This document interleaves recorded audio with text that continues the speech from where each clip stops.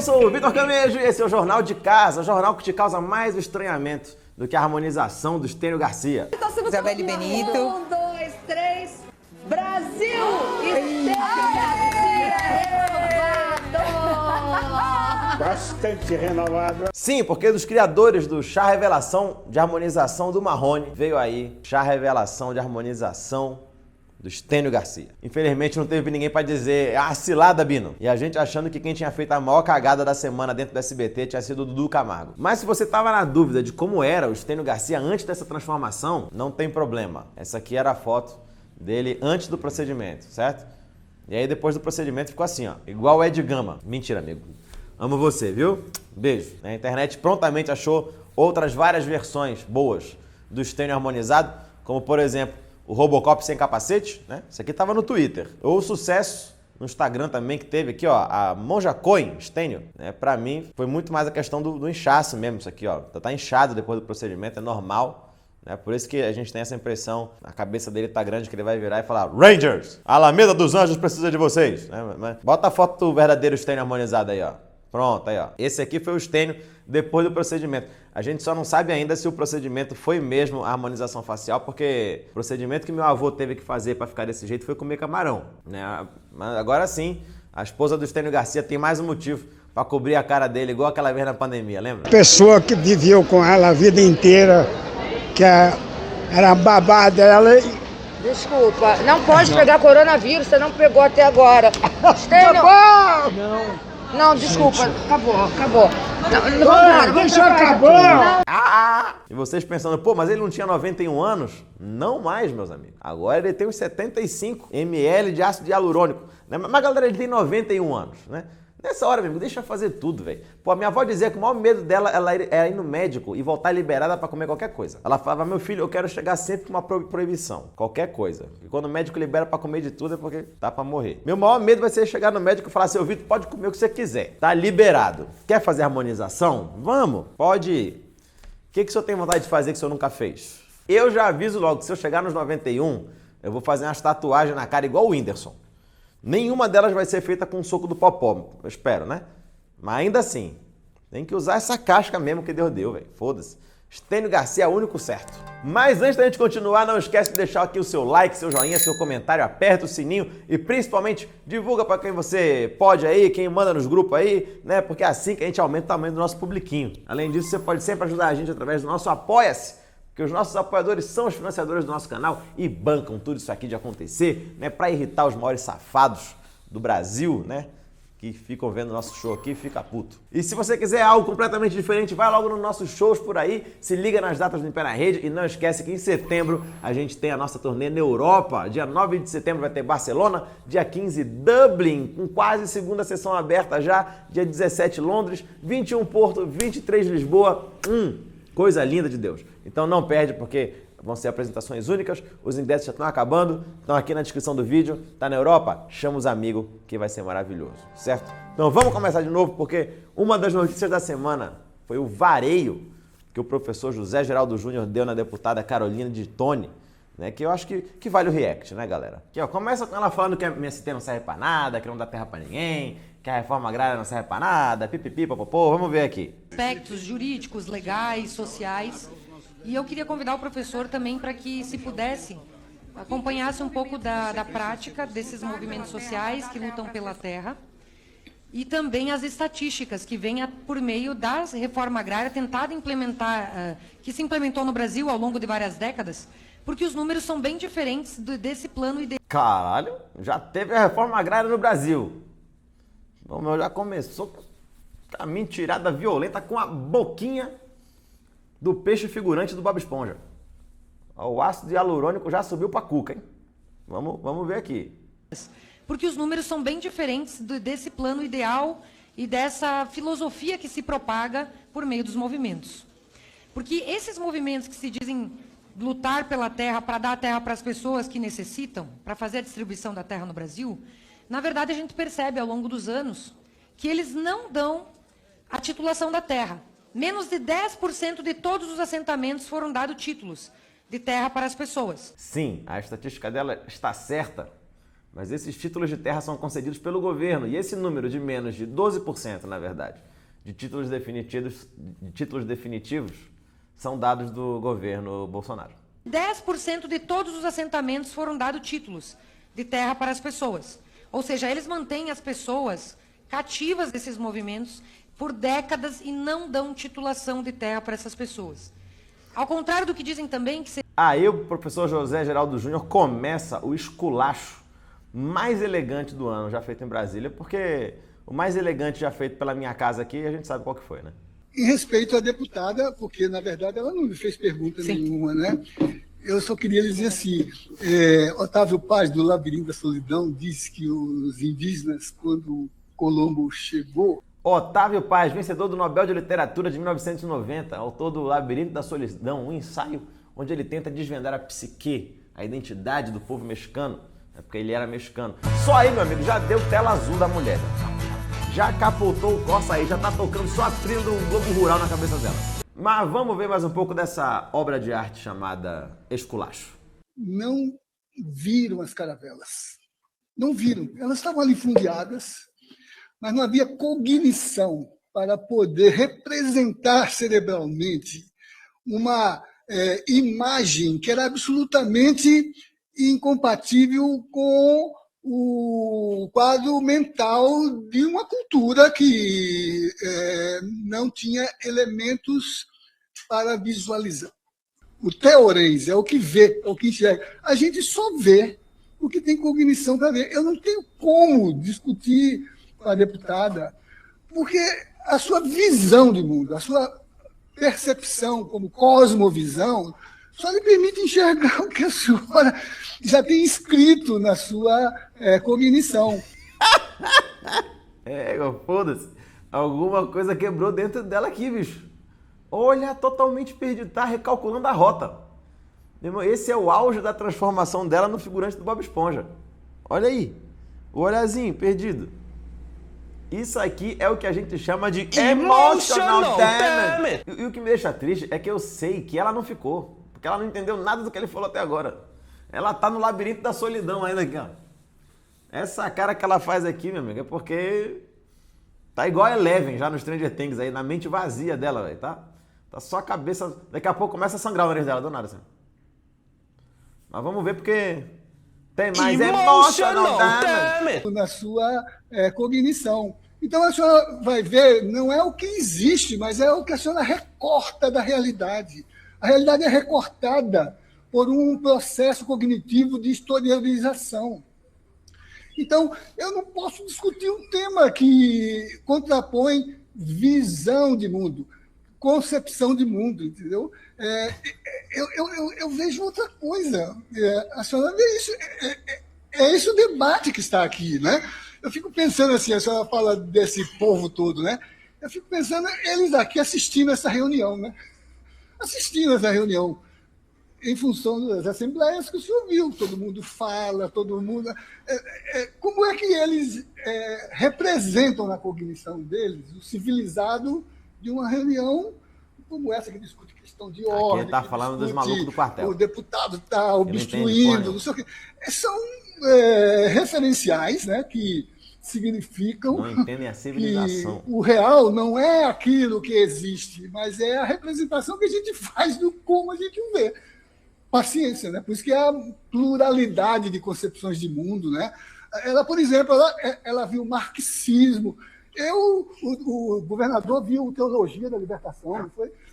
Caralho, até o Gustavo Gaia, caralho, campeão de fake news, vendo esse vareio. Nossa, pô, mas tinha que passar no canal Combate isso aqui. Isso aqui foi um fatality da Batalha da Aldeia. Isso aqui é MC Reitor e Lil Nas X, um fatality pesadão. Você não tem cognição para ver uma caravela de realidade na sua frente, minha amiga. A minha parte favorita é quando ela fica tipo... Ei, tá me ofendendo aqui, né? Não vi isso, né? Não vi isso. Mas eu agradeço, deputada. Eu vou mudar meu foco de visão para enxergar essa percepção. Só pedi para ver as estatísticas concretas do DOR, do TCU, do INCRA, estatísticas reais e não do seu mundo subjetivo. Não, ele me ofendeu, presidente, ele me ofendeu, com todo respeito. Tentou ser com categoria com categoria acadêmica vindo debochar da nossa cara. Por favor, né? Ofendeu. Porra. Com categoria acadêmica vindo me ofender? É porque é bacana mesmo ofender com burrice, né?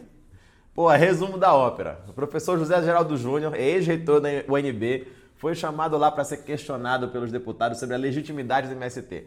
Ouviram do ex-reitor de uma das maiores universidades do país que sim, o movimento é legítimo, tem que ter reforma agrária sim.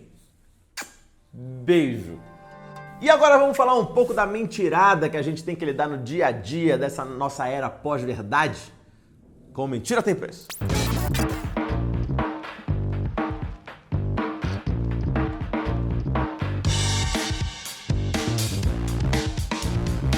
Essas últimas semanas a gente passeou sobre vários temas referentes aos povos indígenas, né? Desde demarcação de terras, passando pelo marco temporal e até atacando mentiras que rolam por aí mesmo.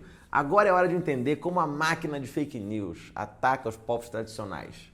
Tipo num Camejo Repórter. Como elas operam? Para que servem? Do que se alimentam? Porque a desinformação faz a galera achar que a Terra é plana. Imagina o que não faz com a realidade dos povos indígenas. Tipo quando a gente acha que o indígena ainda é o personagem do Caramuru, a invenção do Brasil, né? Como Débora Seco e Camila Pitanga. Agora imagina o impacto dentro do território ocupado pelos povos indígenas. É treta, bicho. A violência gerada pela desinformação divide comunidades, enfraquece lideranças, lutas, e em alguns casos pode significar até morte. Não da onça, do coati. Tô falando de gente mesmo. Se liga na fala do Eliésio Marubo, advogado indígena da mesma região do Vale do Javari, onde o Dom Phillips e o Bruno Pereira foram assassinados. Imagina viver sob constante ameaça, querendo voltar para casa sem poder. Estivemos no momento anterior de campanha, conversando com os candidatos, estivemos na comissão de transição, indicando as prioridades, depois fizemos uma reunião ampliada com todos os ministérios, inclusive com o ministro Dino, apontando exatamente onde estava doendo.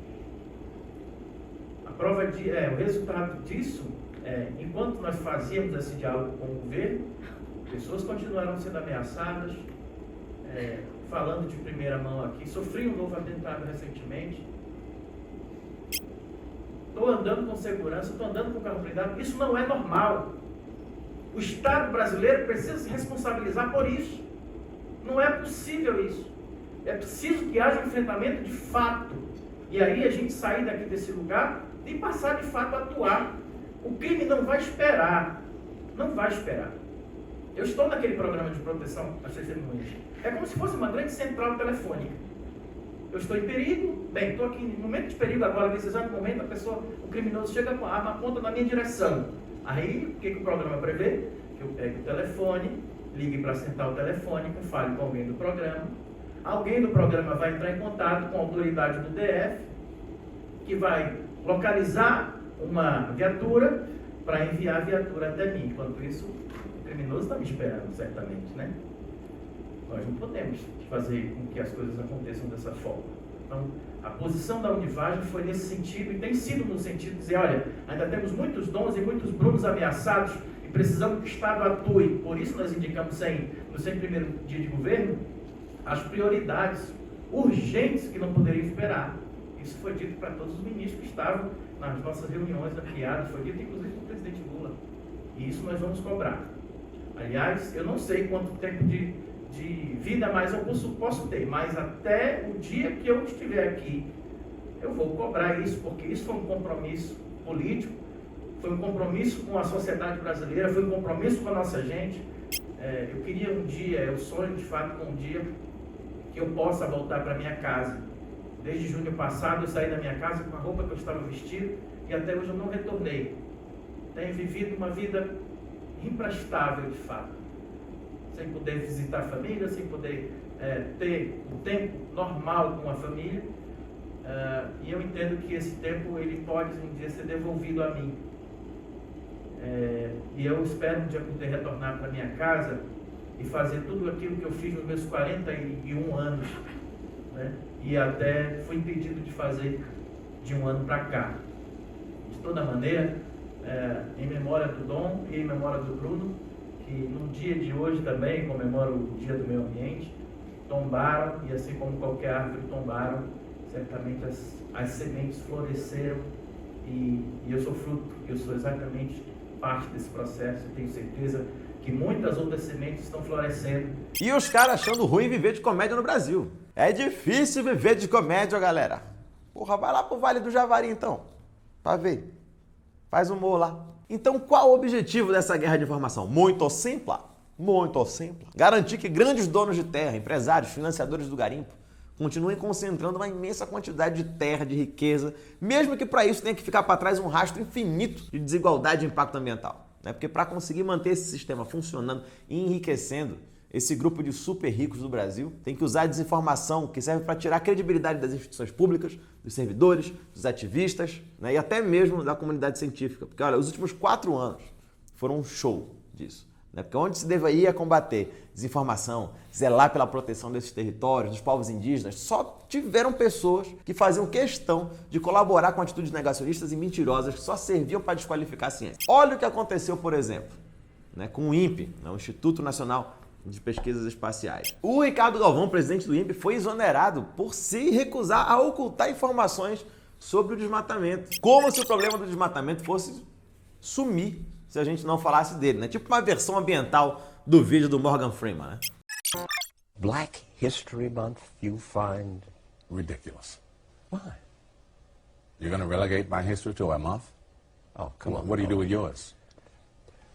Which month is White History Month? Então as equipes de controle foram desmanteladas, enfraquecidas e substituídas por militares que não possuem conhecimento em meio ambiente, monitoramento, gestão e muito menos fiscalização e atuação, mas eram especialistas em logística. A desinformação, no caso dos povos indígenas, serve também, como a gente tem visto aqui nos últimos programas, para desumanizar essas pessoas. Um exemplo muito claro disso foi como a crise humanitária do povo Yanomami foi abordada. E ela mostra a receita de bolo que a extrema-direita usa em qualquer situação que pareça desfavorável. Porque aqui a gente toda semana simplesmente monitora 5.000 vídeos por semana, sério.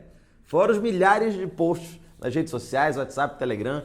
Então, se liga na receita. Acorda, menina. Acorda. Passo 1. Minimizar o fato. Os principais comunicadores e canais bolsonaristas abordam a crise humanitária em termos políticos. Quando as primeiras imagens, por exemplo, com indígenas com desnutrição grave começaram a circular na imprensa e nas redes sociais, primeiro o bolsonarismo tratou de minimizar a situação, dizendo que era um exagero falar de crianças mortas por desnutrição, por exemplo.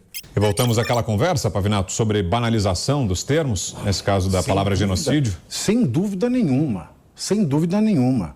Isso é uma falta de respeito à memória do povo judeu.